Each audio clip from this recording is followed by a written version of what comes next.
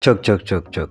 Waa imika waxaan kaa yeelaa TikTok-taydu 100 iyo 200 iyo 50 iyo 20 qof iyo 20 qof iyo waxaasay views-kaygu gaadh laayahay. Wuxuu gaadh laayahay 1 milyan buu gaadh laayahay. Okay, sir baan kula wadaagayaa saaxiib. Marka horeysa TikTok-taada sidan aad u soo gasho. Haddaba waxaan ku tusayaa halkan yara dhexda ayaad ku dhufanaysaa. Waa idin calaamadeyn doonaa. Bartan ayaad ku dhufanaysaa. Muuqaalkaagu wuxuu gaadhi doonaa dad badan ayuu gaadhi doonaa. Kadibna halkan ayaad ku soo dhufanaysaa muuqaalkii aad soo dooranaysaa. Sirta ku jirta ayaan ku tusayaa.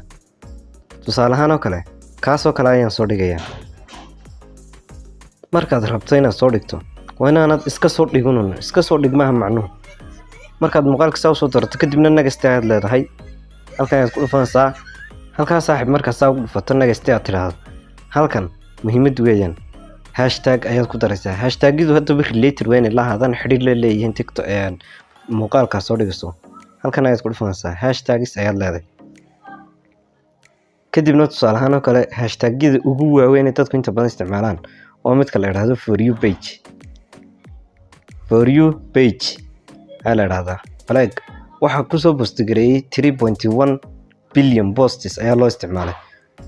Waxaad ku dari kartaa oo kale related waxyaabo la waxaad ka hadlaysaa oo kale tusaale ahaan calanka. Waa inaad ku dartaa flag oo kale. Flag oo kale marka saa ugu darto. Flag waxyaabo related la weeyaan. Kadibna waad dhigaysaa muuqaalkaagii. Hashtag-yadu intan kaliya ma waad sii wadi kartaa. Waxaad oran kartaa Somali TikTok ayaad oran kartaa.